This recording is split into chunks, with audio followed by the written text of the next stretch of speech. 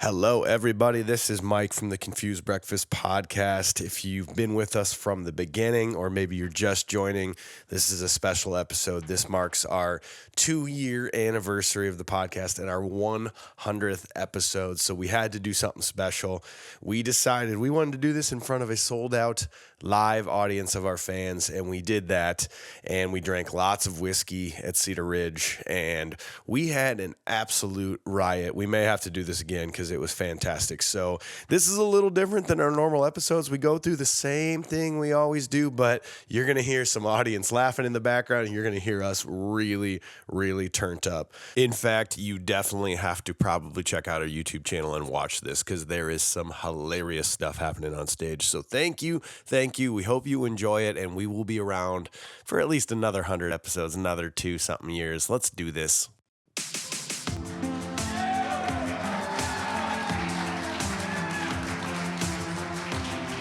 Hello. All right. There's some left of this still. Just jam out. Well, hello there, and welcome to a brand new episode of the Confused Breakfast podcast in front of a live, sold-out audience at Cedar Ridge Distillery. Yes. Do you remember the pure joy of a trip to the video rental store as a kid? The excitement of walking down the aisles, browsing the names and the artwork, and finally picking out the movie you were going to take home with you. Sure, it's hard to beat the ease of the modern era and streaming platforms where you don't even have to leave your couch, but there was something truly special about making that trip in your dad's monster truck, picking a movie out by hand, and taking it home with you to watch. On this podcast, we revisit and dissect some of our favorite childhood movies from that magical era to see if they still move us the way they did as kids. I'm your host, Mike Schulte, and joining me as always, two dudes who always carry their medical records around with them, Shaun Pryor and AJ Vance. How the heck are ya? Got to. I keep it on an app in my phone. I've got it all. Yeah? I can do it all. This is my medical record right here. Just an albuterol. That's all you need to know about me. We know everything we need to know about I don't Shaun. take stairs very good. I don't do things very good. You guys, thank you so much for coming out. This is awesome. Holy hell. This is seriously so cool. Thank you guys so much. There are people from out of this state here. I can't believe that. Yeah, that's kind of weird.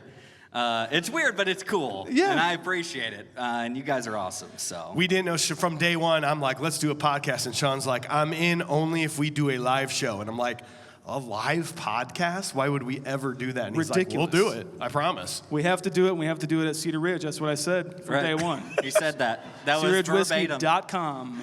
And we're proud to announce this is our last episode ever, you guys. Yeah, we did thank what you we guys. came to achieve. Thank you so much. It is. Well, everybody, on this episode, we discuss everyone's favorite guilty pleasure movie, a movie that taught us all that pain don't hurt, a movie that likely gave every young boy his first look at a pair of boobs, a movie that we purposely saved to be our 100th episode, one of the most enjoyably bad movies ever made. We are, of course, talking about 1989's Roadhouse. Oh, yeah!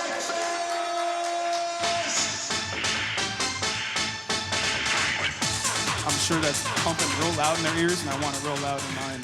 So in order to properly dissect and review this movie with a modern eye, we must first discuss it with pure nostalgia. AJ, let's start with you. Tell us the first time you saw the movie, what your nostalgic rating is. What are you doing? I don't know. I'm kind of just vibing. I was still feeling the music beforehand. I like it. No, I think honestly, like watching this movie the first time, I have to say, I think I watched this late in life, and I was drinking. My brother and I were making vodka lemonades and decided to make a drinking game to this. And we came up with about 10 rules to this movie. Jesus. 10 rules. And then we realized we only needed about 3 when you talk about broken glass, boobs, and Patrick Swayze's hair. Yeah. So we're just like, okay, well, you know what? Maybe we'll dial it back the next time. Fun ensued, obviously. And since then, I can't tell you how many times I've watched this movie. I have some of the fondest memories actually are just like sitting in a buddy's room, just hanging out and watching this movie and drinking beers or something. And it's a funny, hilarious movie. Is it nostalgically, though? Let's hear that rating. Okay, that's good. That's a good point. Let's nostalgically. You've seen it modern. Let's talk nostalgic here. There's boobies, man. Oh, 10. Yeah. AJ's first 10. Yes. No, that'd be like like nostalgically, I would probably have to call this. Like, I'm going to give it a nice solid 6.9, bro. Yeah. 6.9. Yeah. Shaun, what about you, man? Kind of similar. I went to this late in life. I was, I don't know, maybe 22 when I first saw this movie. And I think this is the only way that you can watch this movie is in a backyard in your friend's house. Maybe his name's Nick Barrett. Maybe he's here. I don't know. But you play the drinking game to watch this, and that's really the only way to watch it unless you're covering it on a podcast. And so then I gotta, it's the experience along with it. So I gotta say, it was a really good time though, so shoot. I'm gonna say an 8. 8.0 okay. for Shaun, you guys. Solid. I've never seen this. Oh! Yeah, right. Are you kidding me? Everyone has seen If you would have Roadhouse. done this, if you would have stolen this moment, You guys, I've still never seen this movie. No, I've seen this movie that maybe more than Rad or Airborne. This is probably one of the most movies I've seen the most. It was always on TBS or TNT or USA or whatever. Yes. And I don't think I ever watched it all the way through. It was always like, oh, there's the scene where the bar fight is. Yep. Oh, there's another bar fight, but that's a different bar fight. Is that before or after? I don't know. You would always catch little glimpses of it on television. But then, I think in college is when we finally, watched it all the way through. Always. Nostalgically, for me, I'm probably a 7.5 nostalgically. Okay. We do have an executive producer, David Gould. For this one. He says, I can't remember if it was USA, TNT, or TBS. I can't remember how old I was, nor the time of year, but I can remember who showed me the cinematic masterpiece of Roadhouse, my mother, Deb Gould. She had 2 gentlemen of her proverbial hall pass, the first of which being country music legend George Strait, and the other is the silver fox himself, Sam Elliott. Watching this movie, I would not only enjoy what was happening on the screen, but my mother's commentary as she would mutter things like, there he is.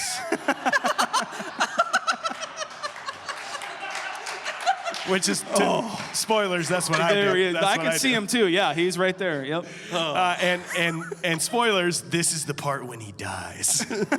Roadhouse is a movie perfect for its time, action, sex appeal, and love ballads by Patrick Swayze. My nostalgic rating would have to be a 6.3. So that takes us as a group nostalgic rating to 6.9. All right, that's what I'm talking about. Let's go, dude. We nailed it. We don't even need to do this episode anymore. Let's just keep it there. Which is slightly less than Ghostbusters, slightly better than Karate Kid is where we're nostalgically. Slightly better? This movie nostalgically is slightly better than Karate Kid. I feel like that's wrong. Oh, no. That is a thing. Right Thank you so much.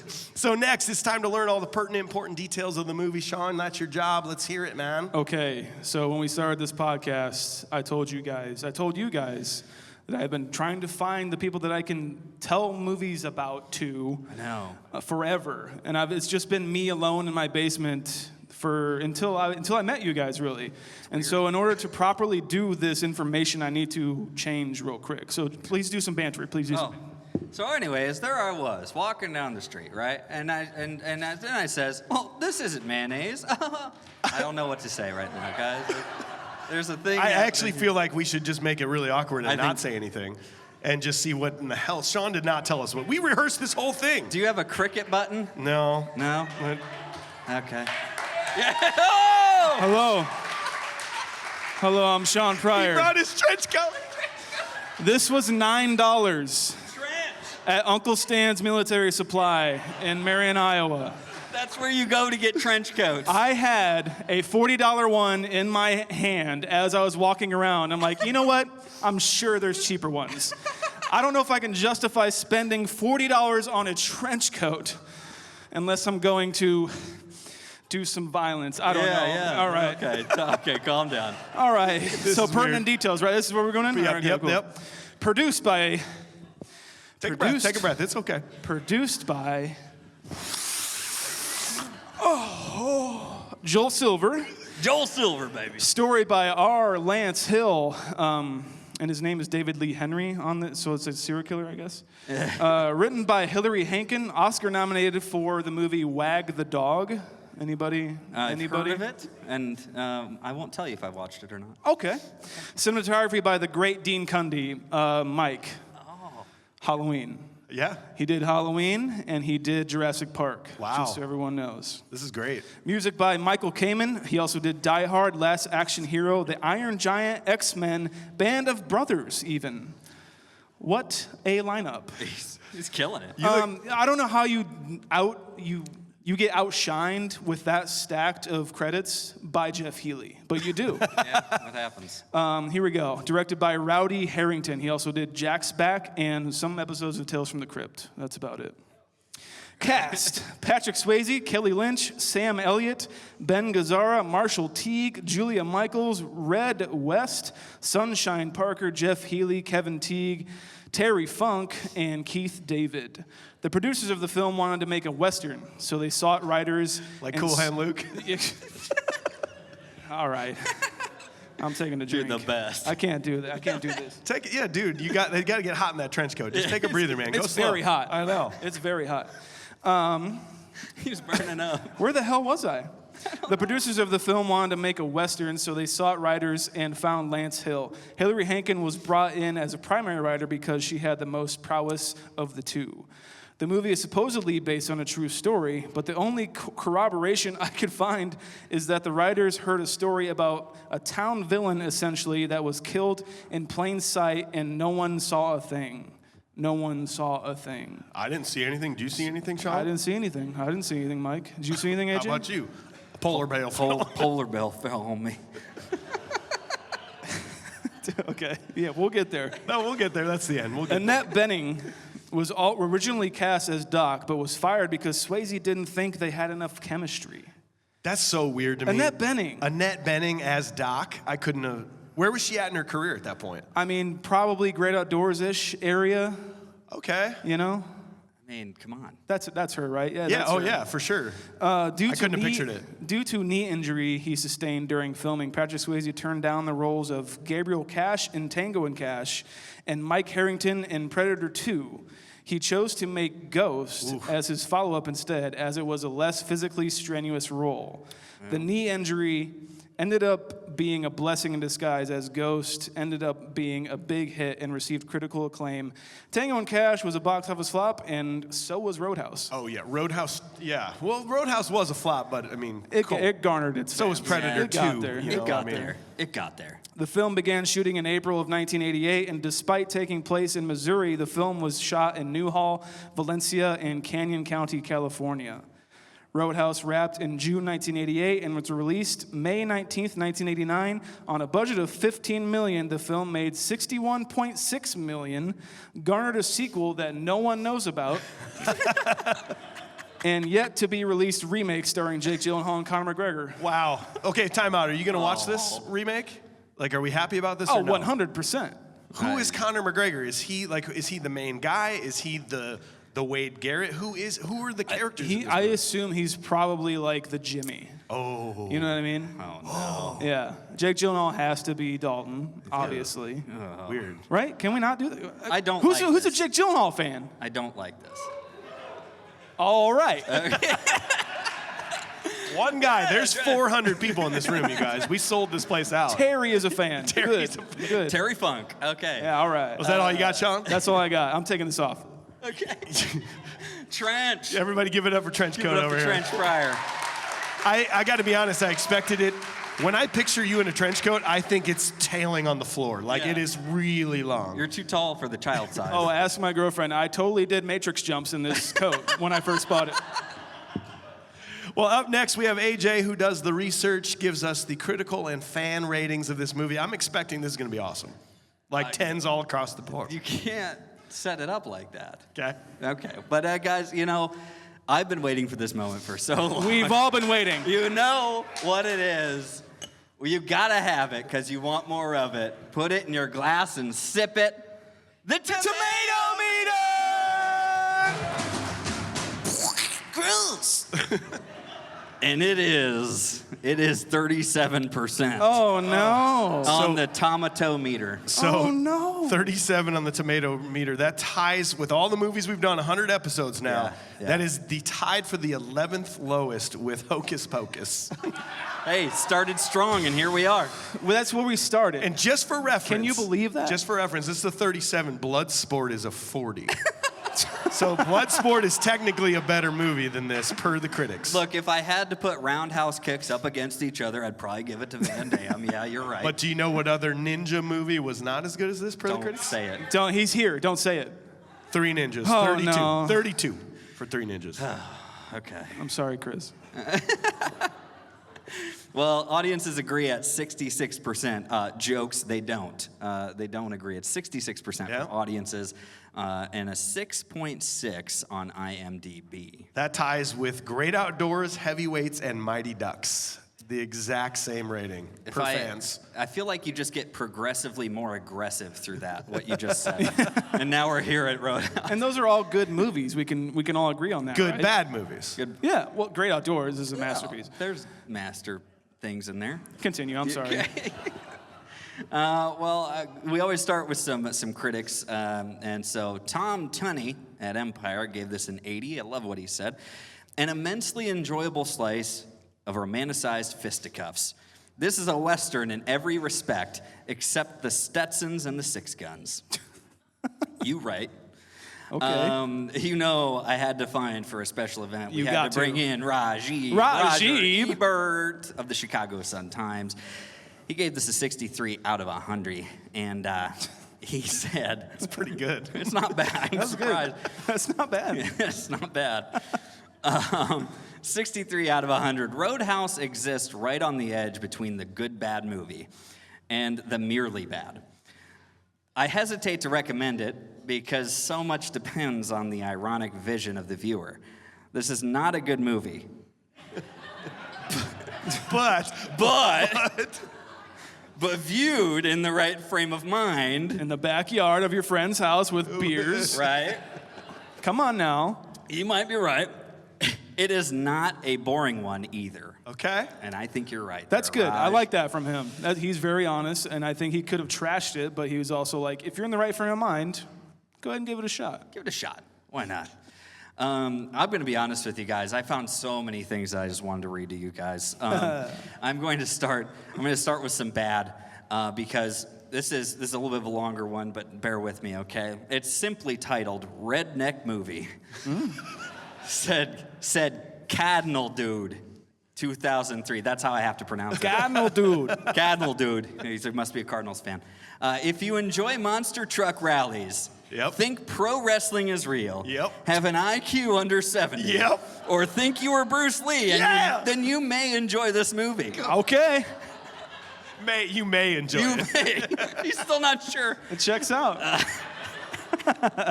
Otherwise, don't waste your time. Oh. Swayze is the best cooler in the business, who also is a philosophy major and is hired to be the bouncer at a bar with more fighting than drinking. Sam Elliott, an actor who I normally like, and for some reason he is in this swill, is his mentor bouncer friend. Very typically, local evil businessman sends a bunch of thugs and henchmen to beat him up so he can buy the place. I think that's right. Is that, but, okay, never mind, we'll get to it. We'll get there. Lynch is in the movie for window dressing, and the hot babe falls for the tough guy role. Very predictable, mindless violence. That's how I spelled it. Mindless. Action movie that is very bad. Rating? I don't think you can. That's a 1 out of 10. 1 out of 10. Yeah, and I don't think you can just end. I feel like it's a cop out to end a rating. You said all this stuff, and then you're like, it's a bad movie. Okay. Well, you could have just said that, and we couldn't have wasted all these people's time. See, that's the thing. So, that's the thing with these ratings. I just don't understand. It's like, why do you take the time out of your day to warn people? that hour and a half was a waste of my time. I'm going to waste 20 more minutes. It's not even. Yeah. Okay, I'm gonna go on the good side because I feel like the 10 out of 10s are gonna be better than the 1 out of 10s. So I'm going to go with 10 out of 10, When Bouncers Were Bouncers by Gavin Plarkin. Plarkin? Plarkin. Or it's P. That's Larkin. a made-up name. I hope so, for his sake. What a great story about a bouncer who somehow becomes so famous, he was known from state to state. Pre-internet. I've been in the industry for 18 years, and I have a hard time remembering the names of the guys at my door. We need more guys like Dalton. I wish I worked in the 80s.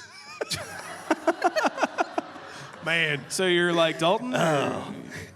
We don't know. Okay, we don't know. We assume. Okay, I'm going to have to narrow this down because otherwise it's just going to be... Okay, here we go. We could just do this all night. I know, I'm fine with it. This is our episode, is just reading online reviews. I love it. It's probably better than us. Surprise! 10 out of 10, perfect. Yep. Okay? Said Nader Drumpf. What's going on? I don't know. I just like to say their names. It's kind of fun. You made these names up and you wrote these. It's kind of a fun exercise. All right. When you have to read their name the way you think they want it read. It's perfect, but watch on DVD, not on TV. It is censored on TV. Shocker. I know. This film is just perfect. It's the best action romance movie I've seen so far. Just go watch it, trust me. It's so good and perfect for me. You're fading into Trump, like you're talking. That's your Trump impersonation. You were fading into that. It's so Did good. you hear that? It's the best action romance. It's the best. Watch it, trust me. I know. I've seen a lot of action movies, tens of thousands. Believe me. Did you hear that? You were going into that. Come on. I'm sorry. It's the best. Every scene is memorable. This next part's very Trump. Every scene is memorable, and the chicks are thin and cool. Thin and cool. Thin and cool. Like my cigarettes. The movie is an action bonanza with good music and better slender ladies. Can't stop talking about it. Love the chicks and their B and C cups. There's porn. You can go watch porn all day. This guy watches Roadhouse. It's set at a very specific point for his VHS player. Okay, guys, I'm going to finish this up with another 10 out of 10 because it's just a great list about what we're probably going to cover anyways, right? And this is entitled, I see you found my trophy room, Dalton. The only thing missing is your ass. Notes and observations. 4 fights, only 5 minutes into the movie. Shirts are not required at the Double Deuce. Dalton can be a first or a last name. Opinions vary. No matter what, the band plays on. Yes. Dalton doesn't fly. It's too dangerous. Yep. Dalton doesn't drink, watch TV, or wear underwear. Red West ironically plays a guy named Red. It's awesome. It's dope. Many people think Dalton would be bigger. Pain don't hurt. Found that out. Very true. It does not. It doesn't. Yep, see? It saves time to carry your medical records around with you. The town of Jasper has a photo mat thanks to Brad Wesley. And Sam Elliott is the world's coolest guy. 100%. Life lessons right there from a man. I'm going to clap for that. It is. Oh man, we got to take a quick breather from this action of Roadhouse to tell you about our sponsor, Felix Gray Glasses. They've been with us for a while now, and we are absolutely loving their support of the podcast, and we're just loving their products. We were just recently in LA, as you heard about, and I forgot my glasses. Like, it wasn't the thing I thought to pack. I just was in a rush. I had all this stuff going on, and I forgot my prescription Felix Grays that I always wear when I take my contacts out. And I was just laying in my hotel bed, watching my phone, watching some Netflix like I always do. And man, like I just just felt different, that I knew that like my eyes were starting to hurt, and then I didn't sleep good that night. And remember, this is all like personal testimony. There's plenty of studies out there that talk about the negative effects of blue light on your eyeballs, which are on the screens and the phones and everything we do.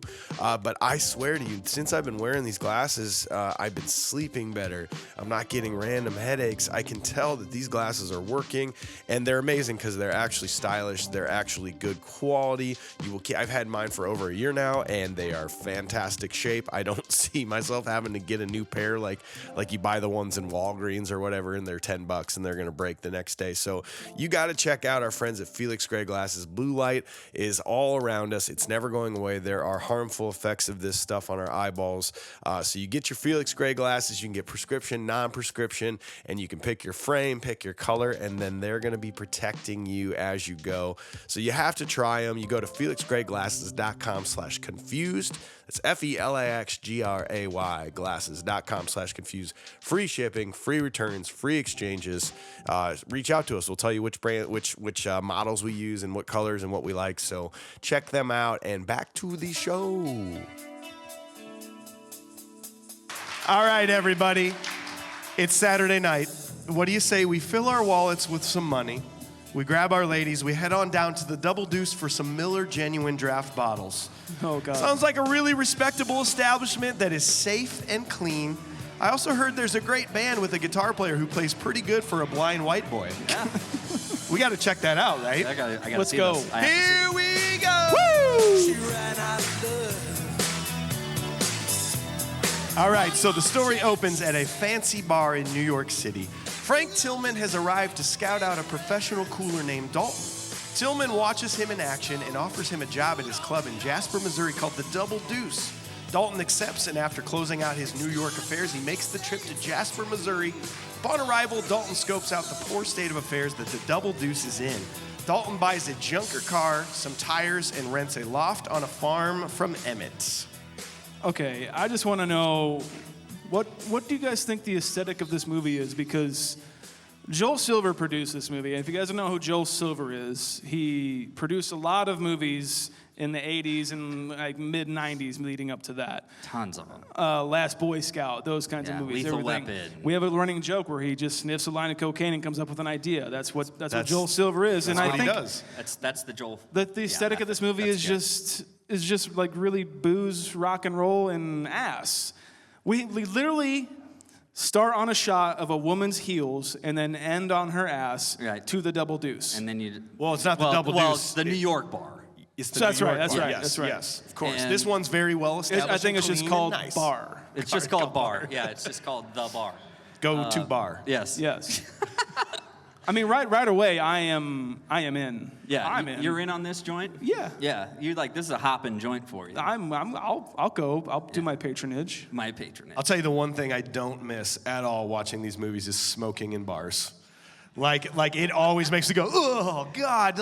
But playing in a band for so many years, you come home and your snare drum smells like it smoked 10 cigarettes that night, and it's a drum; it doesn't smoke. Yeah. It's not of the legal age. You know what I mean? It's not that old. I don't okay. So when we get to the Double Deuce, finally we see that. Let's incorporate these two bars. Yeah. 24-year-old me's like, fuck yeah. I want to go to this bar. I'll get in a fight. I don't care. I'm the guy, when I was 24, we'd be driving down the road and we'd see a Double Deuce type place. I'm like, let's go. I wanna go Let's there. just go. Let's see what happens. 40-year-old me with a 3-month-old daughter now is like, ew. I don't want to go there. Why would anyone go there?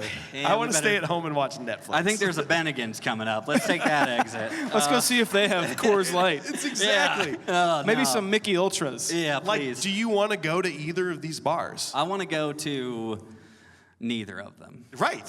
You guys are insane. No, I want to go to the first one. I want to be around where there's just like cool bands playing who want to be, every member wants to be Stevie Ray Vaughan apparently. And I want to go there and I want to throw down, because I love hearing oh, how about some gold plastic? You know, $100 bill tips, and it's just I want to work at this bar maybe. Did we see that guy's face? Is that a punchable? Are we there? Are you already there? I don't know, because I haven't It's up had to one. you. Because everyone's face gets punched in this movie. I can't choose one. No, but you get to punch the face. It's up to you this time. We'll wait. Okay. We'll wait. I know that you guys don't want to go to these bars. I think it'd be pretty fun, other than like just randomly kicking a girl's stool out from her bottom. That'd be fun? Her falling on. No, I'm not saying. Okay. I'm not saying that would be fun. I'm not saying that. But it's just crazy. Like he's just like, yeah, I was a free country. I can kick this random girl's thing off from under her butt. Well, she had a knife. She did. Well, I didn't even know what happened here. Like, I watched this Nothing movie. happened. He's just like, hey, how about that? I can tell you about 800 times that I watched this movie. I tried to focus on what that guy and that girl were talking about. Had to have been some sort of drugs, right? I don't know. Alimony. I don't know, guys. And it's just, but you're just like, okay. And he kicks it out, and then it's all over. But Dalton's there to break it up. That's true. I think it's time for you boys to leave, you know? Yeah. And he fixes it all up. But my problem here, guys, is with Tillman. This is my thing. Tillman is the bad guy, right? Because No, he's got to be the bad guy. You think Tillman's the bad guy? He comes into this place in a limo, and then he walks in this nice like suit, and he's coercing Dalton into coming and being at his bar. Okay. That's it. he paid him to be there. This is how you present bad guys who want to present themselves as good guys. If that's the case, then these guys are bad guys. They paid to be here. Oh, shoot. Some of these guys flew and took airport limo service to I just get don't here. see the logic. I don't know. We'll get there. I think he's a bad guy. I don't know, man. I just think he's a bad guy. That's We'll weird. get But there. I love this. I think his talking through his smile may make you think that he's always like, I need you. Well, yeah.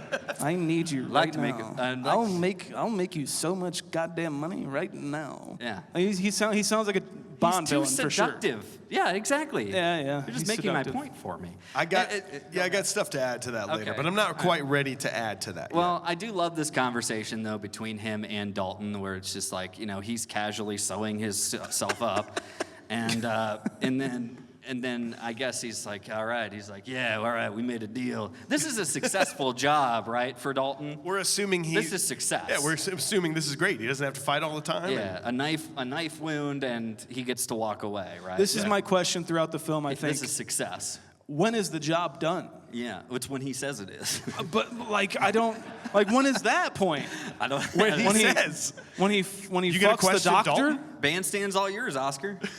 Like, he's like, well, what does that mean? And he's like, it means what it means. That means I'm leaving. But here's the thing. I just love this. He's like, don't worry, I got your plane ticket right here. No, I don't fly. It's too dangerous. Like, are you sure? Because, statistically, it's safer Let's break this than down. you driving. Would you reconsider? Because I spent all this money on the ticket. I already prepaid. I don't think I can get a refund on this ticket. Is that cool if you... I got COVID okay. insurance. It's fine. We'll be able to cancel that, I'm sure. I just like the guy he throws out where, he acts like he's going to fight him, like, let's take it outside. Take it outside. Rule number 3. And then, like, him and his buddy are like, what are you guys, the 7 dwarves? And they're like hulking, huge men. Yes. Just like, and like, no, we are not. No, they're not. No. Cocaine's a hell of a drug. Cocaine's a hell of a drug. Okay. And the 80s was just littered with it, apparently. I did not know that. I know. did not know that. I know. I have a major issue with Patrick Swayze. I used to think he was so cool. Yeah? Especially in this movie. However, modern day watch, Yeah. let's analyze this movie. Patrick Swayze is listening to the band. 4/4 time, he nods his head up on 2 and 4. He goes,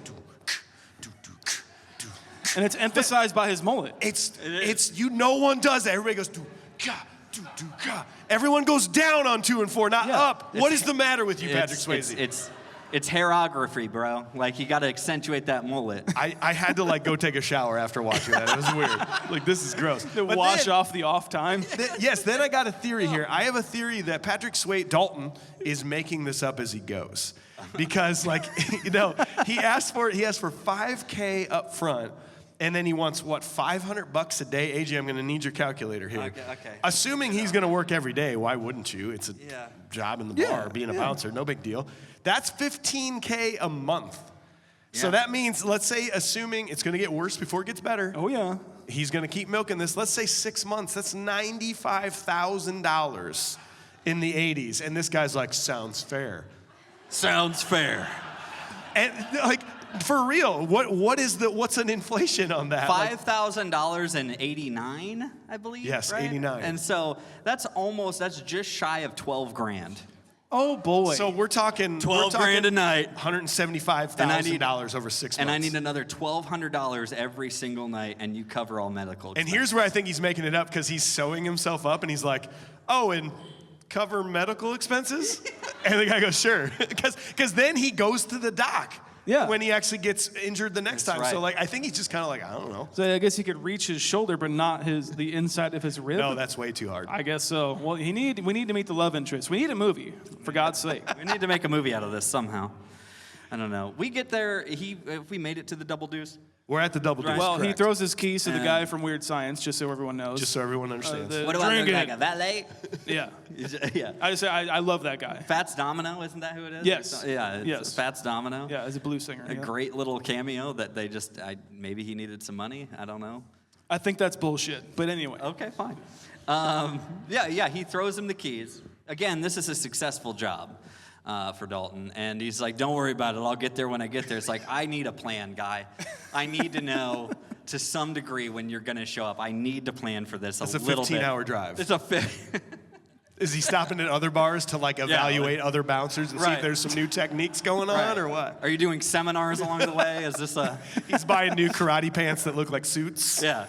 His karate gi business shirt.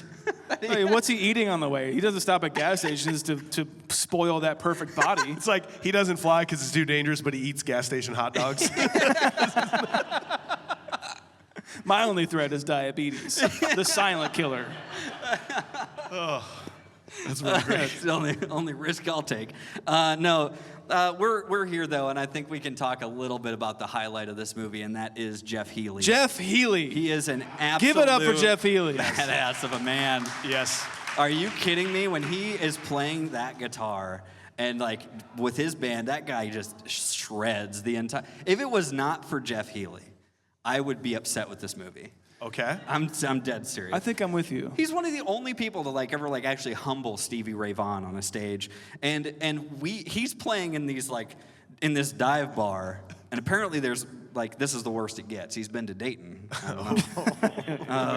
All right. Been to Dayton, been to Cedar Rapids, Been to Cedar Rapids. Cedar Falls. I've seen it all. Seen it all. Seen it.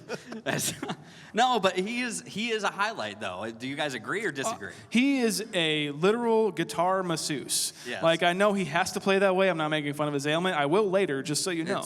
It is. But he is playing on his lap. He's playing on his lap like a guitar masseuse. He's just like... It's sensual. If there's anything that's probably the most sensual part of this movie. It's not Swayze and Lynch. It's Healy and his guitar. He's fucking that guitar. Yeah, he is having hands with that guitar. And so often we make fun of that in movies where they just Wayne's World. Cassandra, they're just move your hands, just do whatever. Yes. We don't care. No one's looking at your hands. They're looking at your boobs in that dress. But with Jeff Healy, and his band, they're playing along and they're hitting the cymbals when they need to, and that's what I appreciate about that. Yeah. The only thing I don't appreciate is how high that guy's cymbals are. They're up here. I don't. You don't like that, Shaun? He's got chocks for the back of his ankles so he can lift himself up to get them. What are we doing? You wouldn't understand. I wouldn't understand. You're not a drummer. Mike has chalks. Can I ask you, one of the things that I will do is I will watch the movie straight through, and then I will go back with the closed captions on now, especially that I have a daughter. It's it's too loud. It's on 6. Yeah. 6 is not loud, but it's too loud. So closed captions. The quote, I heard you had balls big enough to come in a dump truck. Oh, all right.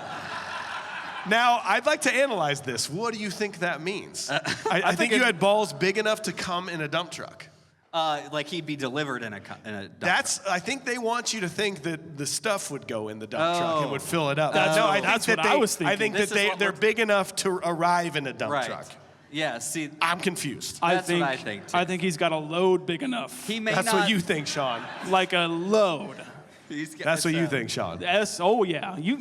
Of course I think that. I teed that one. I'm the guy. I'm the guy. Our families are here. I'm gonna say pussy and cum. I'm sorry. I know that happens. It happens. Did my daughter leave?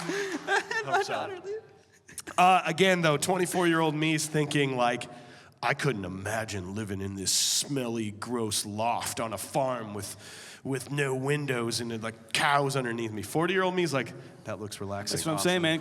That looks beautiful. Can you imagine that Airbnb? Oh, dude. Like he would make a killing at Airbnb. Exactly. Maybe it's Verbo now. I haven't kept up with it, but like he would make a killing on Airbnb. There would be millennials flooding to Missouri. Oh, dude, he's flooding to Missouri, just like, oh, look at this background. Look at this shit. It's a scenic background. We're here for the weekend. We're gonna party. We're gonna change the world tonight. Yeah. Yeah, bitch. On this river. Oh my God. Dude, I think You guys don't do that when you get to Airbnbs? what party tonight? Immediately take pictures of everything and say how better your life is than everybody else that's following you? Yeah. The only thing they don't take their photo though the next day when they're like, oh, by the way, you have to clean it, take out the trash, Yeah. you better scrub the floors, or else You know, staying in hotels is way better. We're gonna be Just pretty say that. hungover. Just so I can Here's me adding chemicals to the hot tub we used last night to take care of it properly. Take a photo. No, I think everything that's happening though in this scene, and it's like, yeah, like Airbnb, dude, he'd be killing it right now. $100, that's a steal. But like, What's the inflation on that? well, let's take it back. He's got a calculator in his head. That's about $215 A month. A month. Done deal. That's easy. What son. time of year in Jasper, Missouri, though? What You know, time like, of I don't year? know, we're in the fall. Pretty Right. nice. Yeah. Open those windows up. Let that They're fall already open, breeze dude. roll through, baby. There are no windows. I just need Emmett to stop speaking in riddles this whole time. I love it. Like everything is just like, are you honest? It's like, yes, sir. It's like, you expect me to believe that? No, sir. It's like I don't get it half the time. He's like, you like horses? It's like, what does that mean? Because I just want to know what you want. Well, you wouldn't try to steal them, would you? It's like, I don't need a horse. It's 1989. Okay? I just got here. I don't know why you have horses. I pulled up in my new car.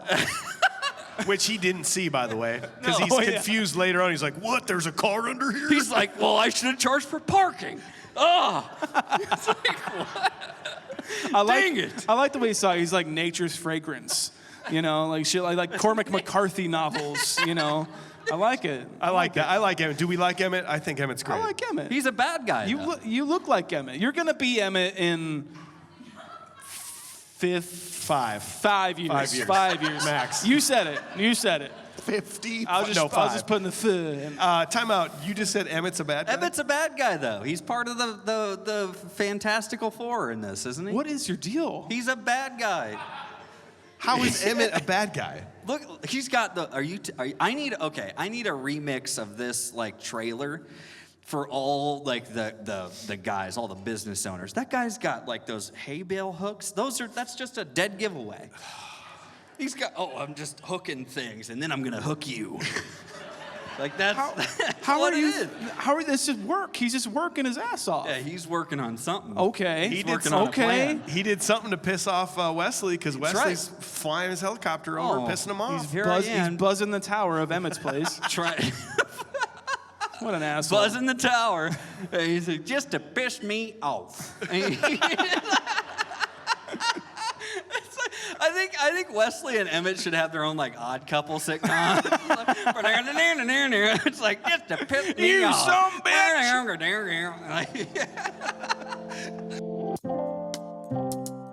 Man, you know, here we are at Cedar Ridge, and they have been with us the longest of any of our sponsors.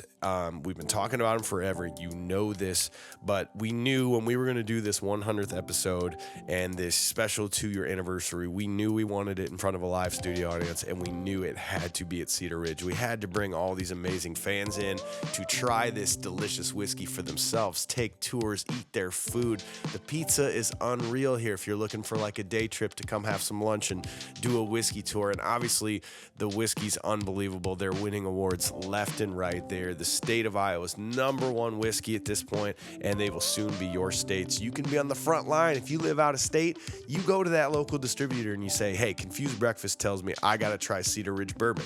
I got to try Cedar Ridge American Quintessential Single Malt. I got to try their collaboration with Slipknot and get it. And if they're like, no, we're not going to get it, then you go online to cedarridgewhiskey.com and you order it it straight to your door. Please do this. Please support these guys for supporting us directly. And like, it's a treat. Let me tell you, not only will you support them who supports us, but you also get delicious whiskey and you're going to love us forever. Please go to cedarridgewhiskey.com, support these guys, and let's get back to the show. All right, so scene 2. The next day, Tillman introduces Dalton to the employees at the Double Deuce, and Dalton causes a stir by firing people and creating new rules. In the bar that night, a few brawls break out, but Dalton and his guys are able to handle them as a team. After seeing them in action, he fires Steven for having sex in the storeroom and fires Pat for stealing money. The next morning, after nearly colliding with Brad Wesley, Dalton befriends the auto parts owner named Red. So here's what I want to talk about. I love Dalton's rules because like he was a little ahead of his time. The kill him with kindness thing, the be nice, that is literally like how you handle the internet in 2022. Oh yeah. Because everything's negative, everything's bad, Confused Breakfast sucks, they're so dumb. Everyone knows that the actor was in another movie, and it's why John Hughes would never say that about the Breakfast Club, and we just say thank you. Thanks, glad you like our podcast, kind of a thing. Like he was ahead of his time with the be nice. It's like, well, when do we not be nice? You won't know. I will tell you. That is me. I'm the one that tells you guys when you can unleash fury on social media. Oh yeah. True. You don't. I will tell you. I That wanted day to has know. yet to come, but goddamn, I'm seeing fire over there right now, and it's probably going to look a lot like that. Yeah. God help whoever it happens upon. But it also makes me, again, think that he still was making this up as he went along because he's making up these rules. He's like, rule number 1, rule number 2. Number 1 is never underestimate your opponent, which, by the way, the last time we saw him fight in New York, he's like, well, this fight's over. There's a knife on the table that the guy grabs and stabs him when he turns his back. Like, he's learning as he goes. Okay. He's like, oh, I should change rule That's number probably 1 from rule 1 now. I should change rule number 1 from just leave it when it's done to never underestimate your opponent. Like, what if that knife was a gun? I would be done.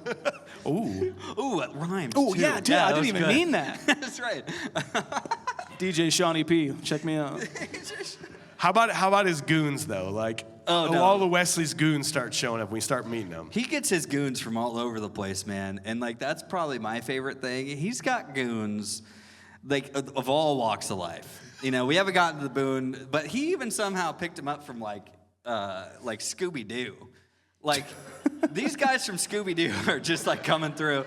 And how'd he get the creeper from Scooby-Doo? Dude. To be on his team. He pays big bucks. Uncanny resemblance. It is too spot on. I didn't even look at that. You just sent it to me, and I was just like, oh, I'll just put that in there.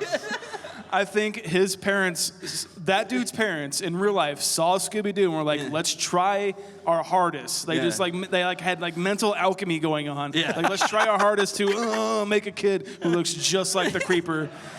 And I don't know why they did that. And he'll be the perfect goon for later on. I just hate his dance moves. He's just like, Why did he pinch his cheek too? It's just the because weirdest. he's so cute. He's just so cute. Is this guy cute? Do you want to go to one of Wesley's parties though? I think I'm in. Come on, who doesn't I think want to I'm go in. to Wesley's party? there is just people running around without their clothes on. Obviously, that seems like a great time. Everybody, not hint, now, right? Hint. Yeah. Anyway, can we talk about like how he folds that dude's table with his own head? Oh, yeah. Like, as like he like lets the lady on the table to dance, right? And she's like, I'm dancing. And the guy's like, I'm. This is this scene, right? Before? Yeah. Oh, you mean this scene that's on the TV right now? Yeah. Like, Yes. Yeah, that we're just like, oh, yeah. Like, yeah, oh, there's girls dancing and stuff. The way he folds that dude's head is just insane to me. But also, he's like very charming to the lady he lets down off the table. And I'm like, actually, you got to get the fuck out of here, too. Yeah. Because this is very strictly not allowed, and I'm the cooler now. Yes. So this is a moment, in case you guys haven't heard our Patreon episode, we were just in Los Angeles, and I was very tired, slept for 3 hours, got on a plane, they were already there, and we hung out the whole day, and then they're like, we gotta go to a bar, because my friends are there. And so I was like, I'm really tired, but let's do it. And they're like, no, it's the coolest karaoke bar in L.A. And it was the worst karaoke bar in L.A. And in fact, it was so bad. It was the worst karaoke experience of my life. But the best part was I'm like, I'm going to do karaoke. I'm just going to rip this place apart. And so we do Just a Friend. And this scene reminds me because the minute it starts, I get up on a chair and I'm like, let's go. And AJ's like, yeah. I'm dancing behind Mike. Like, I'm just filming. And like, all right, guys. And it was the same thing. They're like, get down. Get You have down. to stop. You have to stop getting down. It wasn't and I'm even- like, no. You said he's just. And it wasn't even like people who worked at the bar. It was other patrons. They're like, you can't do that. Respect their chair. When I watched that scene, I was like, sitting there. that was me and AJ. That was essentially an 80s version of me and AJ in LA. It was fun. Patrick Swayze wasn't there to break it up. I'm going to hit a button here. Okay. If we were on a train to go punch a face, I'm on board. Everyone's face gets punched in this movie. Here's Mike. the thing. The Punchable Face Award is the guy that you get to punch. Like, I know they've all been punched.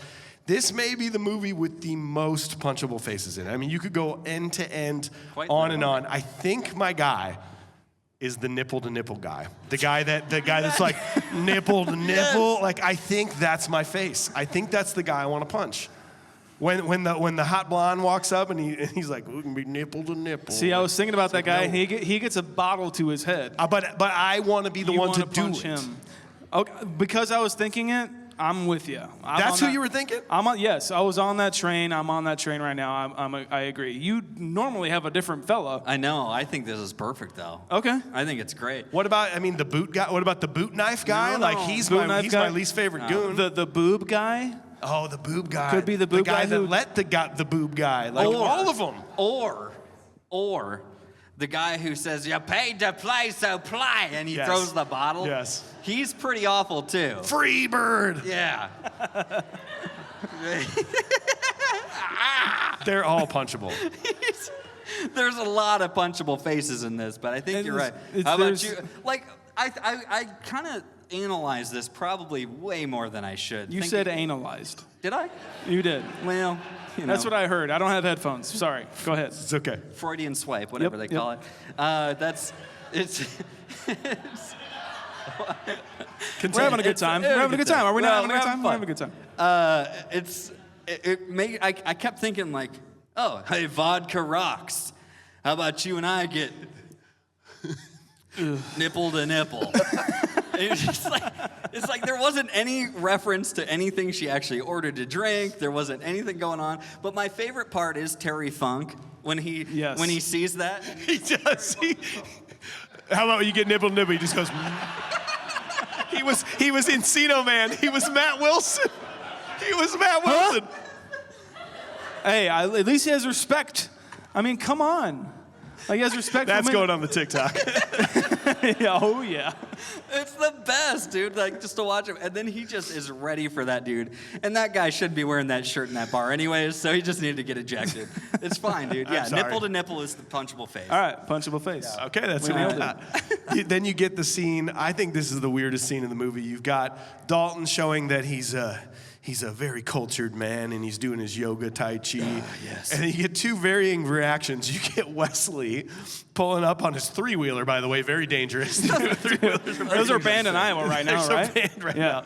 And he pulls up, and he's just like, what a fucking weirdo.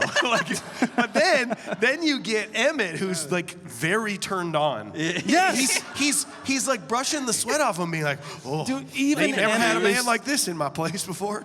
Yes. Boy, it's weird. Like maybe he's like done this once before, and he's had like one kind of fat guy from like in town just needed to get away from his wife for a while or something like that. I assume that's Missouri. Get it? They're south of us. But like this is the first time he's like, wow, that ass though, that ass and those abs and those pecs, they're insane. Those gray sweatpants, am I right? Yeah. I mean, you're just like, he's got to get it too, Emmett. Let's go.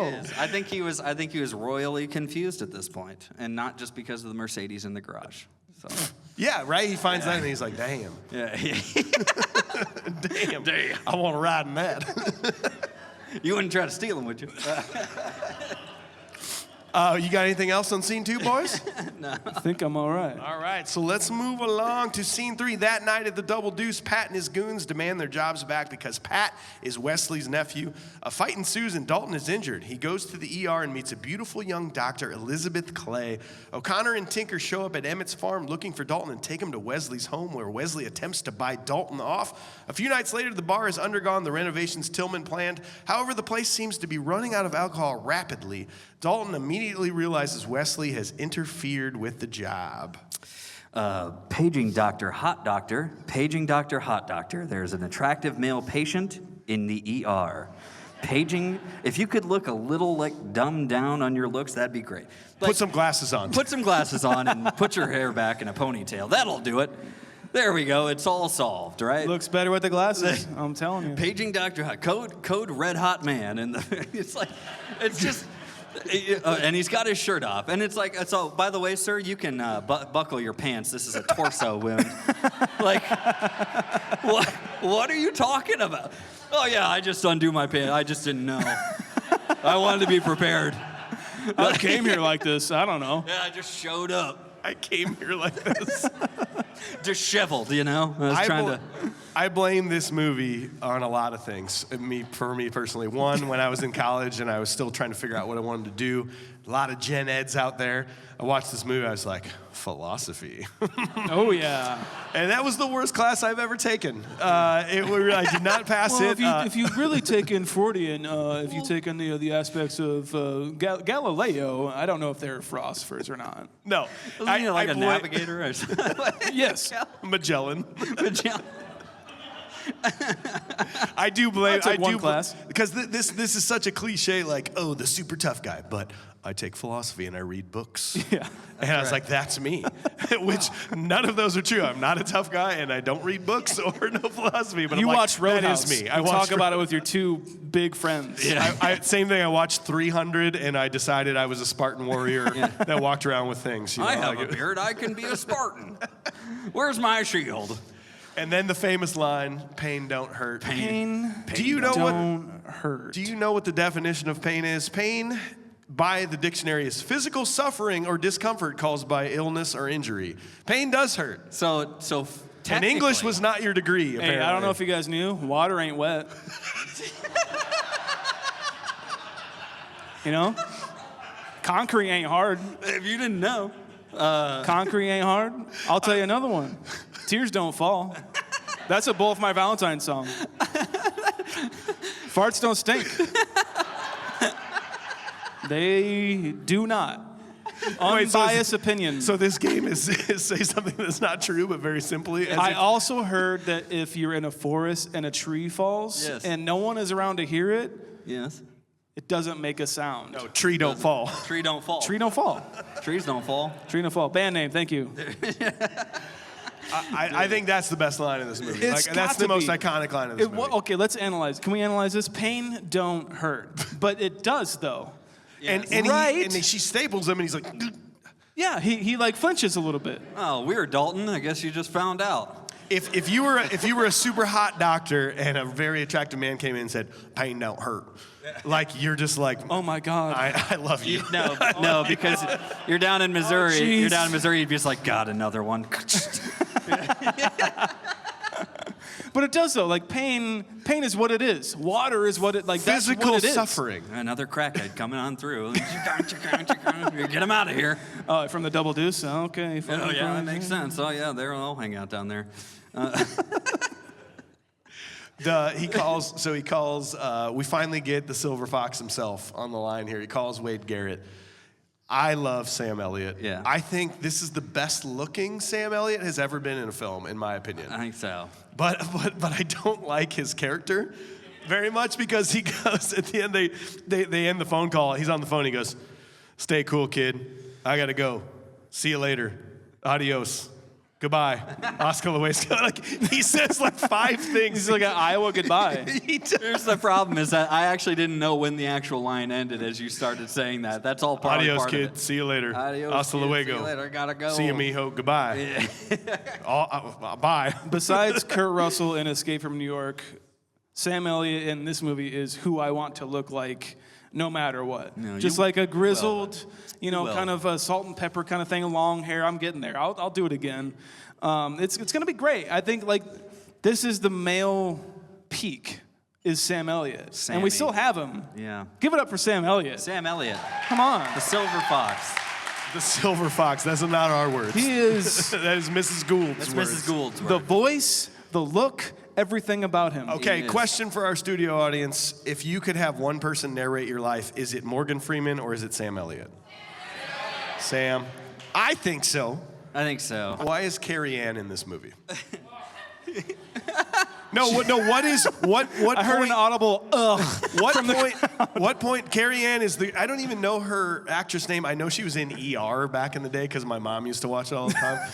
But what is her role in this movie other than to show up to give us Dalton ass? Yeah. We want Swayze ass at the beginning. Right. And then to like sing once the bar is back into place, and they're like, didn't know Carrie Ann could sing. It's like I didn't know that was her name. So it turns out she actually had, FYI, this movie's original cut was like 3 hours long. Got to be. And you need to know that because Sam Elliott was way more prominent in it. Carrie Ann, that character was way more prominent in it. Like a lot of characters, like some of the bad guys had like real storylines. They went home to their wives like, it was a That's tough right. day. Dalton came to town. And this new guy Dalton. Shit. Thanks, Dude, babe. he drove There's his a new monster. guy Dalton in town. He just Wesley drove his monster He's on truck my over ass. some guy's car. I'm just like, you just got that monster truck. Why are you trying to mess it up? I don't know. I don't ever ask him about it. I just do what he says. You got to be back tomorrow early? Yeah, we got to be back We got to early be tomorrow. back early tomorrow, I Shit. guess. When we're supposed to be holding guns, so I don't know. It's that or work at Red's Auto Parts store. I mean, what do you want from me, honey? I'm trying to make money. And they just ransacked that place. Looked like Zool and the Ghostbusters ghost just went through that place. I don't know. They got ghosts down there now in Jasper too. The Ghost Down in Jasper. That is your memoir. It is. I'll make the note of that here. So, Tillman's grand scheme. He's got this grand. He's willing to pay $95,000 to bring Dalton in to clean this place up, so that his grand scheme of making this bar this amazing place can happen. Yes. Turns out, pretty much that's just pulling the chicken wire down and just putting a new sign up outside. Like that is the new Double Deuce. We did it. Well, you also got to change the profanity on the wall too. Yeah. Oh, we can't good- paint over it though. For a good Buick. Well, there's just too many Buick references in this movie. man. I think that was his number. Is that right? Yeah. Oh. That's my so for what a you're good saying is for he- a good fuck. Yes. Call this number, Right. but he changes it to a good Buick. Because he had a Buick to sell. I think he had a good fuck to sell. Well, somebody else thought that. So why is he not selling it? Why is he I think he's because he's trying got to, the Double Deuce. He's got to invest in this. the bar is where it's at. He's trying to like kind of go in on it until he gets Dalton, and Dalton's like, well, it's got to be a classy place. He's like, oh, I better change that fucking number. Then I better change it to a Buick. 8675309. Okay, we're good. So By the way, do you know how they spell Tillman's name in this movie? it's like, yeah, it's Tilghman. I'm pretty sure I've seen that on a pickle jar somewhere. Hageman. Tilghman. Oh, Tilkman. Oh, yeah, Tilkman's. That's right next to the Worcestershire sauce. It's like, what the fuck? Yeah, another thing I can't pronounce. It's Yeah, like, Worcestershire. next to the boat cheese, mustard. I don't know what the hell's going on. Well, you got anything else on scene 3? Well, I just want to say, like, when he's in the Double Deuce, and it's like one of his first nights, maybe his second night. Ben Gazzara, Frank Wesley. he brings his goons in with his Jackie monster truck. Treehorn. And Jackie Treehorn, thank you. You know when there's a bad guy. You know when someone opens the door, that kicks open the door with like a group of 3 or 4, let's say, kicks open the door and is just like, Yeah. Oh, yeah. Oh, yeah. just looks menacing like that. It's like, oh, I think they're the bad guy. They might be the I'm bad pretty sure they're the bad guy. And Classic saloon door They move. definitely are. Knife right boot. Oh, you got it. Knife right boot. Right boot. Band name, thank you. That was how we walked into that karaoke bar, though. I got to admit, though. Yeah. Oh yeah. And I even said right We're boot. from Cedar Rapids. We're here to make it big in the town of L.A. By the way, everyone in L.A. Was there to make it big, but they are all servers and waitresses and karaoke musicians, and yeah, it was a good time. Everybody is doing something else in that town. Cliche as it is, that is the truth. It's kind of amazing. I kind of love it. It is the state of broken dreams, and we were there. By the way, I tried so hard. I spent like an hour just like with a room with my door closed and just going, think, Mike, think. How to tie in Wesley to Jackie Treehorn somehow in Big Lebowski. Couldn't do it. I'm so sorry. I couldn't do it. I tried. He dies. I couldn't do it. Yeah. I want him to be Jackie Treehorn reborn, but Jackie Treehorn could be Wesley, but you don't want that. No, I don't want it. No, I get Nope. that. That makes sense. I get it. All right, should we move on? Let's do it. Okay, so scene 4, more of Wesley's goons show up, but the team at the Double Deuce is up to task. Dalton and Elizabeth share a passionate evening. At the Deuce, the next day, Dalton supervises the inventory arriving. Wesley's goons show up to stop the arrival of the liquor, and a fight breaks out. Wade Garrett himself arrives and helps Dalton. Dalton takes Wesley to meet Elizabeth that night. A few days later, with Garrett hanging out at the Double Deuce, Red's store is started on fire, and Wesley arrives with Jimmy to start more trouble. And again, another bar fight. Weird. I know. It's fun. Super strange. It's to the point where I don't know what bar fight is at what point in the movie. But you can tell this one because it has my favorite line that I chuckle at every single time. And it'll just be like, they finish up and they fight and they got the right boots all out and, you know, they got their matching big guy, shirts. you know, thick Swayze as I call him. He's all tussled up and he did his job too. And but then you just get this in passing. It's like, oh, hey, Doc. And you just hear this guy go, damn good fight. You're just like, That was a damn good fight. That was a damn good fight. I came here to get me some good fights in tonight. And it's just So would you go to a bar if you knew you were going to be safe and they had the best bouncers in the whole world and you knew your table was not going to get someone thrown on it and your drink was going to be fine? Yeah. And like that was part of the experience was to watch guys come in and be like, we're here to fight. And It's my bouncers question. fight. Like, would why, you go to that? Absolutely. Like, why think I are would. these people going there just for this reason? Because so. like, if you're like by the pool tables, you're probably fine unless those brothers are there. Oh, unless the brothers are there. Watch Unless out. their brothers are there, like that's really brothers, let fine. 'em But go. like that, is that not the appeal of this whole entire bar? I think there's. And so like when Dalton comes in, he's taking that away, essentially. See, he's a bad guy, guys. He's a bad guy. You think Dalton's the main character, the main protagonist is a bad guy. He is trying to, and even Doc says so. It's like they send a lot of business my way. He's trying to shut down her business. Ooh, he's trying to You shut know? down the hospital. You're right. You know? He doesn't love her. You see it now. We're getting it No. going. I think Okay, no. from standards that I've seen in movies, from every time I've watched a movie, the tens of thousands of movies that I've watched, Yeah. the protagonist is usually the good guy. All right, well, riddle me this, okay? Let's talk about Wesley. Oh, he's such a bad guy. Well, okay, so he's a Korean war vet, okay? Okay. He's an Great. entrepreneur. He's a philanthropist, He brought the obviously. Applebee's to town. See, he brought Applebee's. He's a Cheesecake photo Factory. mat. He's bringing J.C. Penney. I mean, ask anyone. He's bringing them here. J.C. Penney. He is making this town into something great. Okay. Why? Don't. But Go, continue. I'm just saying. And apparently he's the bad guy. Oh, because I have a helicopter, I'm a bad guy. Yes. Like, If you have a helicopter, you're a shithead. That's the rule. I think, yeah. So any news company out there, you suck. Okay. But explain to me, what does Wesley... Okay, before we finally established that he had a thing for Elizabeth at this point, but before that, he wanted Dalton gone. Why? He's getting money from businesses in town. So if the Double Deuce does well, he makes more money. Am I correct? I think Why you're is right. he mad that Dalton's in town? Yeah, this isn't working out, Dalton. And you're just like, why? Why? Because Why it's isn't it money He working for cleaned up everybody. the Double Deuce. Yeah. People in Ferraris are showing up Yeah, now. exactly. To Jasper, Missouri. You don't want more Ferraris showing up. You just want to cruise around in your Mustang, I guess. It's just... I mean, that's hateable. That's very, very, Well, very that hateable. is a hateable quality, but I'm just saying, he's a, Leisure. Leisure, yeah. Maybe he didn't see him on the road.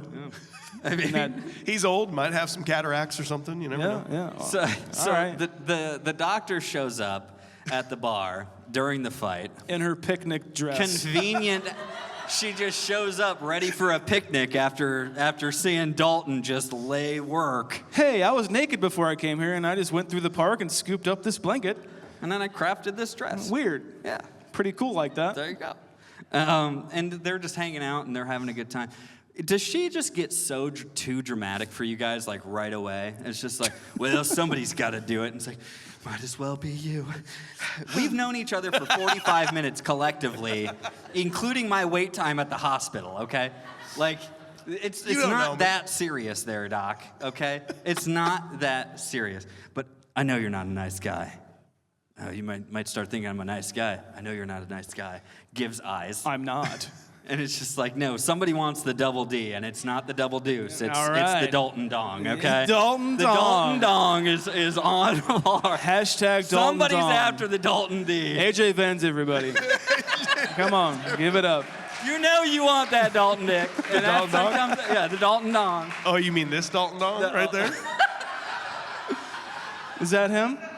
Shaun, you want to analyze Is this that what's scene? Okay, let's get to here. Sean's got a segment. It's called Sean's Sex Sean Segment. Pryor's I gonna wish give I us had a- like the John Madden like circles that I could draw. Scene by scene.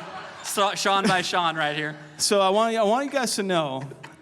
First of all, I want to normalize feeling each other's tits in foreplay, because that's what they do. They're like, okay, he's feeling her tits. Like, oh my god. I'm doing this right in front of you guys. I'm so sorry.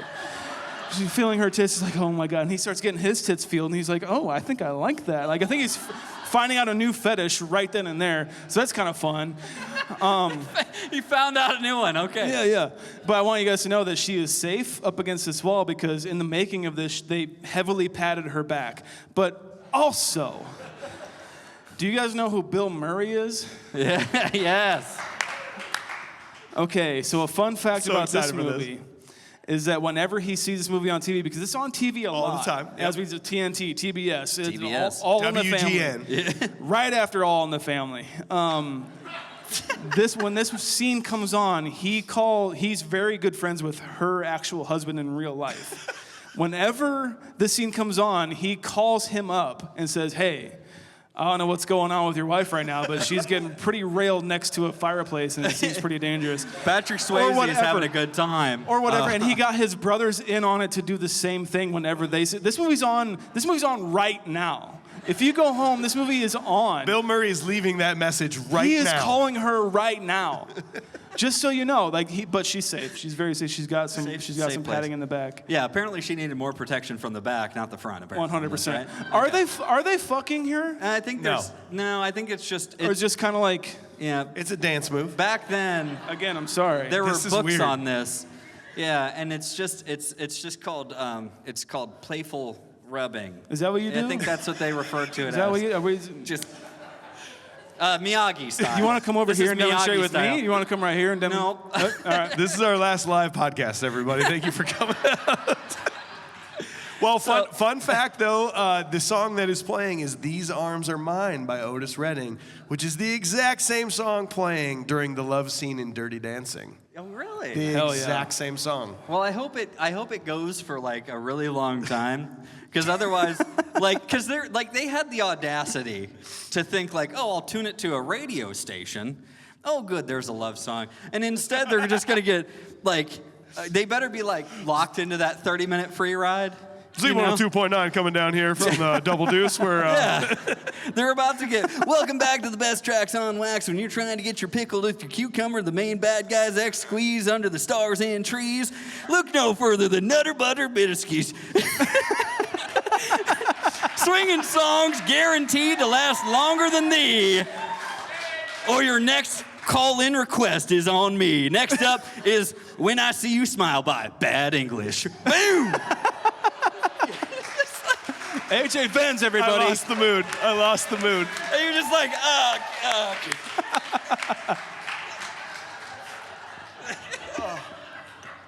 So if I meet a girl, I already have met a girl.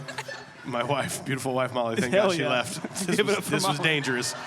If I ever, let's just say I ever was divorced from Molly and then I was dating.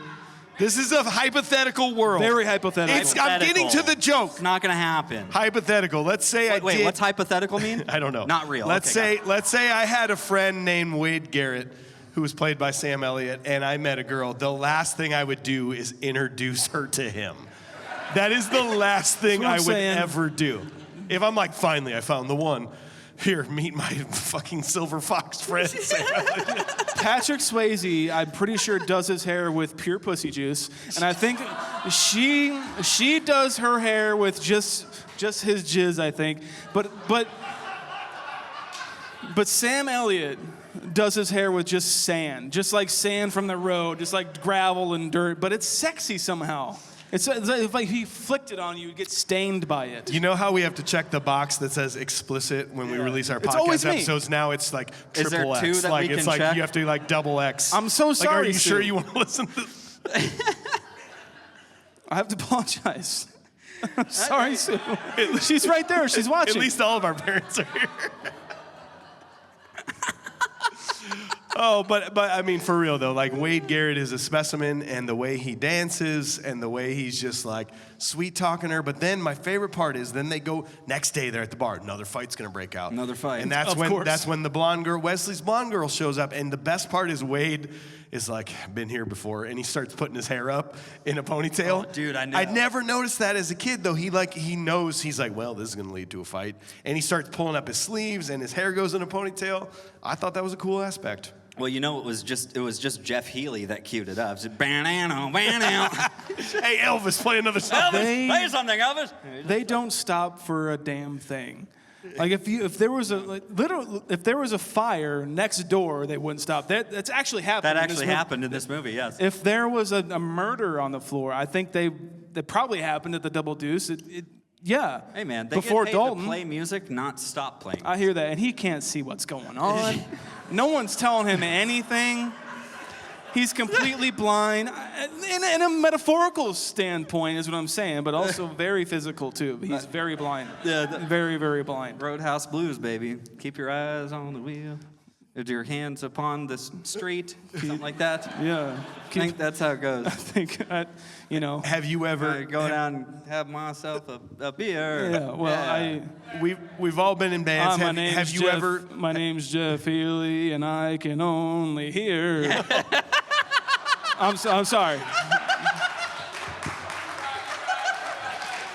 That's it for us, you guys. Thanks, everybody. All right, well, you sure to tip your waitress. I'm gonna quick switch for that one. You guys, we've all been in bands before. Have you ever been performing on stage when a fight broke out? No. Never. No. I think some people have And fallen. I'm in a hardcore punk band, dude. So hardcore. My friend Anna is over here, and she used to work at a bar called The Hub where the Pork Tornadoes used to play. And there was one time in particular, a fight broke out on the dance floor, and we stopped mid-song and just watched. and then they like got him, and they got him out, and then we just went 1, 2, 3, 4, and right back into the spot where we were. That's the proper way to handle this. You do not keep providing a soundtrack. You stop and watch. Hell yeah. And like one of these too, like Make like it this. awkward. Yeah, you have to make it very awkward. Make it awkward. Don't provide a soundtrack. Just let them realize the mistake they've made, and then. Was it the song Paper Rings by Taylor Swift? Probably. Cool. And you fight during that. That's cool. Oh, Awesome. that's why you're mad. Cool. No big deal. You have a problem. All right, last scene, boys. Let's do this. Do it. All right, so scene 5, more chaos ensues around town for local business owners, and Wesley says he will stop if Dalton leaves town. Dalton refuses, and now Emmett's house is blown up. After saving Emmett, Dalton fights Jimmy and kills him. Wesley retaliates and tells him by flipping a coin to see whether Wade and Elizabeth dies, and doesn't tell Dalton the outcome. Dalton tries to save Elizabeth, but Garrett is the one who Wesley kills. The devastated Dalton takes the knife and drives out to Wesley's place. Dalton defeats all of Wesley's goons before nearly killing Wesley himself. As Dalton turns his back, Wesley attempts to kill Dalton, but Red, Stoudemire, and Tillman arrive to kill Wesley. By the time the police have shown up, Red has hidden everyone's shotguns, and they all feign innocence. Wow. I just have to say one more thing about Sam Elliott. He's not dead yet, but he will die. I like how he says, I ain't gonna show you my dick. It's like the first thing he says to the bad guys. Yes. But then like when he's hanging out with Kelly Lynch, right. He's like, well, I'm not gonna show you my dick, but I'll show you the scar next to my dick. The scar next to it. He's got his bush hanging out. Yeah, just hey, there's all this moss just hanging out It's right fun. here. And there it is. But and by the way, apparently this is where Dalton got the no underwear rule. Yeah. Yeah. Bouncers don't wear underwear. It's the unwritten rule. It's too much of a flight risk, apparently. Yes. So, I don't know. Good God. Before Manscaped was around. Brought to you by Manscaped. The Lawnmower 4.0. Okay.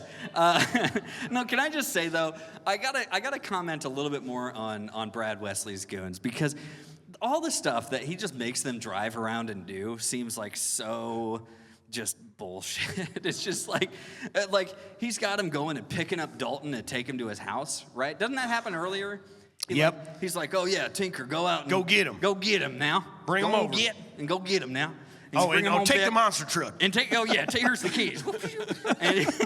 and he's just like, Here's the keys. Here's the keys. Monster keys for monster truck. Okay. And, but you're like, I just think to myself, like, they show up and he's like, he gets off and they take him there, and Wesley's like, he's like, yeah, well, how much would it take? He's like, well, I don't want your money. I don't want your offer, blah, blah, blah. And then it just ends, right? But then you're like, well, but I need a ride back to my... Yeah, your guys dropped me off. This is the ride. I didn't think about that. The ride back, is that not cool? You can swim across. I swim across. Okay, I guess it is just around the river. Bridge. I legit never thought about the ride there. It was like 30 seconds. Like what do they listen to? Like Phil Collins or something? Yeah. Like Sue Studio. Oh, I like this song. Oh, damn. Didn't I just kick your guys' ass like a week ago? Ooh, what is this? What song you got? It's like, but then you also have the guys that are just sitting in the monster truck outside the Double Deuce. That's what I'm saying. And they're just sitting there. They're just chilling. They're like, and Dalton doesn't see the monster truck. He doesn't see this, let's just sit in it's very inconspicuous, our monster truck.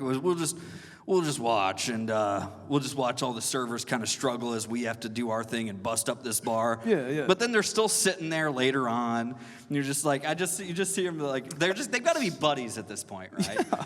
Like the two goons. Yeah, they've just got to be sitting in that car for like. How's your wife, man? Oh, she's pretty good. Going on, and they're just like doing buddy jokes. It's like, dig a hole. I was like, you're right. It's like, yeah, and then like shit in it or something. But do we have to dig it, or do you do it because just dig the hole, man? I bet she could suck clean a Harley or whatever the hell he says. Yeah, that's right. Because he's in deep shit, right? Yeah. Let's just move on. Why are we sitting here? Why are we sitting here in this monster truck? And then you have, and then now it's the goons standing outside like it's some sort of John Mellencamp music video with all these like just guns and like scratch, and you're just hanging out with guns, checking their sights and stuff. Like, is that all they're doing? They don't. Yeah. Do they clock in? I think they clock in. Yeah. Do they clock? Do they it's go a to salary position? I think. They go to his house and clock in. the old ones are the. It's a bear paw. All right. Time to go get our ass kicked. All right. Here we go. I'm the fat one. No big deal. Wait, whatever his big name guy? is. There he is. Oh, where's the guy with suspenders? Oh, there he is. I still haven't learned his name, but no big deal. I still haven't No one learned knows his his name. But, dude, yeah, there's bald, there's tall, there's... So is this the fight of the movie, though? Is this the Jimmy Dalton fight? It's the house the one. explodes. Is this the one that we think of all the time? Is this the one, Shaun? I believe you had some evidence you want to talk about. I just want to kind of break this down. Okay, you want to walk out front again? I'm gonna stand back here. I just kind of want to break this down for the audience a little bit. This is where he says the line. Oh, no. Can everyone say it? If they know it, I don't think they know it. Let's all say it together and disarm it, right? Okay. 3, 2, 1. I used to fuck guys like you in prison. Okay, cool, because I forgot it. Thank you, every single one of you, for participating and saying that line with us in this room. But hey, at least he found the Lord in prison because he's got his little cross earring. Yes, You know what I mean? of course. No He's got to have that. I just want to know, like, Christ. was that the first take? It couldn't have been the first take. What do you mean? Because these guys were bitter enemies, like literally on set. They did not like each other whatsoever. But like during this fight scene, they found each other's friendship. They found like, oh, let's go this hard. Yeah, you know jujitsu? Yeah, I know jujitsu because I watched Matrix. Yeah. That hasn't been made yet. All right. But they found each other, like they're friends to this day. Not anymore because he's dead. But It's okay, Shaun. You can move on. I'll get to my bit. We all have. I'll get to it. But I gotta imagine like they were like, okay, take one.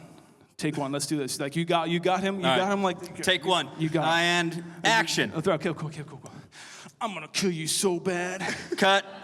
Nope, I don't like it. Do it Try again. something else. Try something else. Yeah, I mean, keep it badass. Right, but try something else. Are you good, Patrick? Are you good? Yeah. Okay, cool. Yeah. Action. All right, say it to me again. Action. I'm gonna tear your head off and shit down your neck. Okay. Nope, cut. No, Hey, cut. cosmetics, get some more blood on his lips. Yeah, there you go. Can we chafe Patrick's nipples a little bit more? Can we do that? We're Thank good. you. Was that good? Did you guys like that? We're gonna keep going here. Why don't you try a couple more? Okay, Like really dig down, bro. Yeah, I want dig you to down deep. find Dig it. down deep. Find it. Find the line that we'll be talking about on a podcast in 2022. You really don't like him. You really don't like him. All right, Keep that in mind. You really don't. I really don't like him. You don't like him. Okay. Or you do. But secretly, use it. All right. Places, use it. White balance. We're good. Let's go. I'm good. Quiet, marker, action.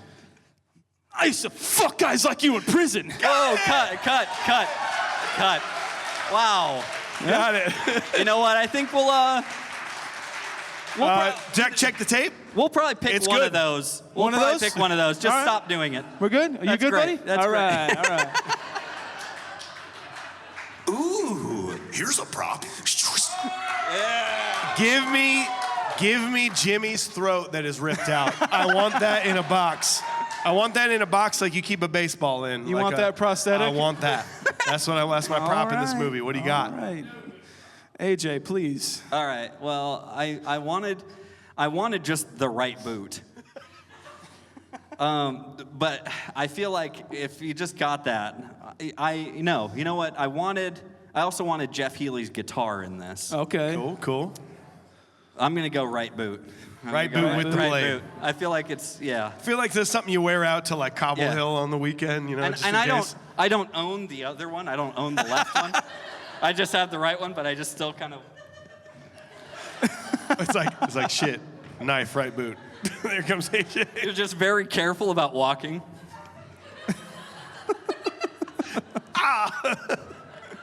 Shaun, what do you got, man? I'm going to go Jeff Healy's perspective. No, you can't.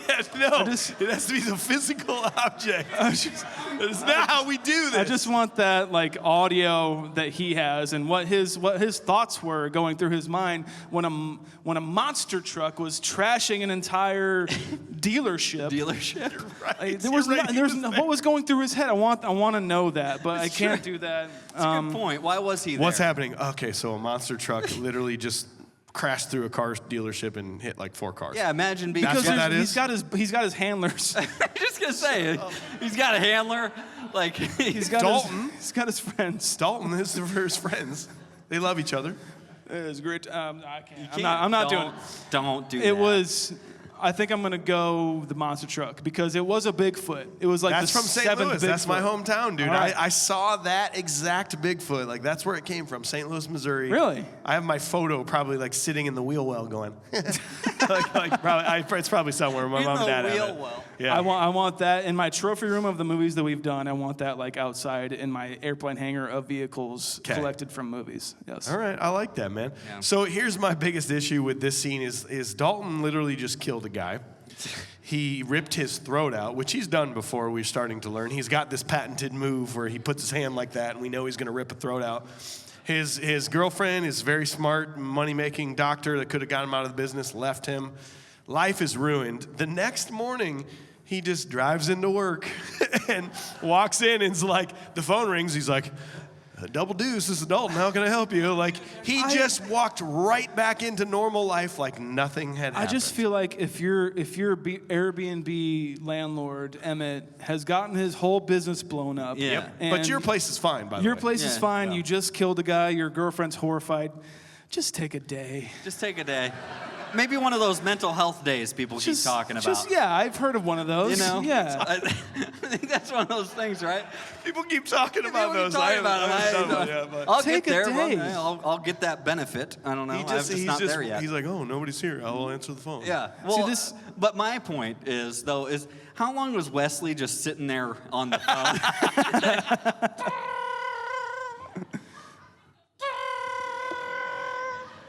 Babe, what are you doing? Hang on. Did they not have a voicemail? No. Hey, this is Dalton here with the Double Deuce. Why don't you leave a message and we'll get back to you? Don't break the glass. You think Dalton was on the voicemail? That was part of his thing. That's was Dalton part of it, yeah. like, hey, listen, I'm going to give you $95,000. Just will you put your voice on our voicemail, please? But no, it's just. All right. Is the phone ringing? Okay. Yeah. That's all that's happening, and like Wesley's just got the time. He does. He's just got the time. Of course he's got the time. He's an evil villain, right? No. He's an evil villain. He's literally the I think- antagonist to the protagonist. I'm gonna jump on AJ here with this. Like, I think Tillman's the bad guy. See? I think Tillman should have gotten. always do this. If Tillman really wanted to clean up his place, he Yeah. should have got the best. He should have got Wade Garrett. He didn't. He chose Dalton because he knew that Dalton would show up with his badass hot guy looks. Yep. And he would fuck everything up because Dalton's not the best. With his But then Mercedes, that's not Detroit cars. Yes. Yeah. And then he knew that he would fall immediately. Because he's not good, he would get knifed up in a fight, which would lead him to the hospital, which would show Elizabeth, who only loves bad guys, because she used to love Wesley, and they will fall in love, and that will cause Wesley to get crazy, which will then cause Dalton to kill Wesley, which will then let Tillman and his bros take over the town. Tillman Is what I think happened. had Tillman it and going the Emmett whole and- time. And Red. And And Pete. Smogelberg. And- Yeah, Smogelverse. Smogelberg. Come on down Stoudemire. to Smogelverse. I think I'm with AJ on this. I do think Tillman is technically the bad guy. In he this movie. seems Tillman. very, like, ominous. Yeah. And everything he says is like, okay. Think about this. When he walks in, especially at the end, we've gone through this like House of Terror, this R-rated Home Alone situation. And like we've gone through all of this, and now we have a dead man who broke more glass falling through a coffee table. And you're gonna tell me that he strolls in with that shotgun, and he's like, "This is our town, remember?" And then takes aim and puts it through him. Remember, meaning he maybe used to have the town, and That's Wesley right. showed up and took it. That's right. And now they're exacting their revenge. So I'm just saying. Thanks to dumbass Dalton. Can we also talk about how... Fucking Dumbass Dalton. We knew he'd fuck it up. Can we Double also D talk Dalton. about how old man Ben Gazzara can take a hit more than anybody in this movie? Yeah, apparently he can. Boy. Dalton literally just takes a guy's head and breaks a excited. table with it, and he's out. He's done. He can. He does like 2 hits. He does the Tai Chi thing, and Yeah. they're done. This guy, Ben Gazzara, can take 3 shotgun blasts to the body and still be fine. Yeah. What's going? Is it like this is a video game, dude. It's like the T-1000. It is. They look like it. Yeah. I was all on board on this movie up until that. I hate the ending of this. So this is what polar bear? I hate everything about, like, this is the worst fight scene. The cops finally show up after 2 hours, and they're like, "Oh shit, what happened?" And here's what I don't get. nothing. Here's what I don't get is because the cops the reason they have not shown up is because they're in Wesley's pocket. They show up now, and their Lord and Savior Wesley is dead. They're not letting these motherfuckers go. No. This movie is not like, polar bear fell on me. Polar bear fell on me. Credits. Speaking of which, Let's right, go nude swimming in a lake. Can you guys? I don't like it. Can you guys take another slight step back here and just imagine Patrick Swayze behind this polar bear? It's just like, Because he like a loser. he's like, yeah, got him. I hate it. Like they would have literally kept them all there and been like, time out. We're getting in the security This is cameras. not. This is a rich motherfucker. He's Yeah. got security cameras. We're finding the guns. We're getting your fingerprints. You're all going to jail. That's right. It's This not. is not a happy ending. It's not going to end up with like, oh, somebody just died. Oh, polar bears. He's got suspenders on. Oh man. I Also- didn't see nothing. Well, did you see nothing? I didn't see nothing. Yeah, okay, well, we're all going downtown. Of Like, everybody, of all the goons that were like a part of his clan, he's the one that survives. That's what I'm saying. God damn it. Tinker? What's Yeah. going on? Tinker's the He's worst. taken out by a polar bear. Yeah. He doesn't have a life after this. No. My favorite thing, though, to the finish of this is, after all this, Patrick Swayze is just completely content just going skinny dipping in the river. And by the way, he brought along his blind friend, and his blind friend, Jeff Healy, is just sitting there like, you guys aren't getting naked again, are you? He was there? He was there on the bank. He's just there sitting. Why? And then Dalton just goes and like, aha! Hey, I know my best friend just died, but I love swimming. I know naked, my best so. friend just died, and a couple people's places just got blown up. Your and uncle's another guy place died. just blew up. And it's not Yeah. a big deal. Let's go swimming. Let's go swimming. Because a polar bear fell on the guy. And Jeff Healy's just blind, and he can't see all the just dancing Dalton Dawn. Again. So He can hear it. the triple D. You can hear that dong flip and flap. I'm telling you. Come on now, you can hear it. That's what's going on. You guys got anything else you want to say about this? I'm good. I'm cool, bro. All right, we have dissected this movie with a modern, disgusting eye. With a weird I eye. don't know if we'll ever do this again. AJ, what is your modern day rating of this movie?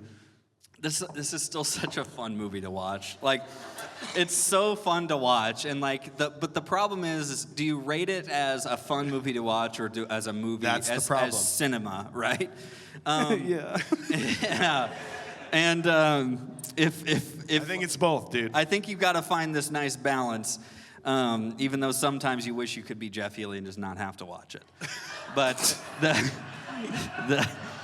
the end of it, though. Subtle jabs for a legendary He's He's the literally legend. our favorite character of this movie. We've been Favorite character. jabbing the whole movie. What are we doing? Because he'd be up here doing it with us, man. Okay? You're right. Sure hope so. But no, like it's a super fun watch, but I've got to watch it with my buddies, and it's not like a picture of cinema, right? So what was I? I was at a 6.9. You were a 6.9, yep. And so I think I am going to take this to a 6.1 where I'm at. I know. An audible F. It's okay. Shaun, what about you, man? What was I nostalgically? You were nostalgically an 8. Wow, holy shit. Kids, right? All right. Trench yeah. coats, bro. Trench coats, am I right? I forgot that like 4 right. hours ago you put on a trench coat. That was awesome. I feel AJ is very apt in his assumption of this movie where there's two modes to watch this movie. There's to watch it with your friends in a backyard while drinking beer while there's a fire going on and maybe listening to Jeff Healy in the background. I don't know. There is that, and that is a 10. Yeah. That is an 8 to 10 for me. Right. That is a great time. But when you're watching this for a podcast 4 times in a row in the past 2 days, I never want to watch this movie ever again unless it's in a backyard while there's a fire going on. And there's beers. Sort of like at Cedar Ridge right now. So from a 10 to I never want to watch this again, I got to go. I'm a 6.3. Wow. You beat me on that? I'm sorry. 6.3. That sounded like it was going to be worse. I got to admit to you.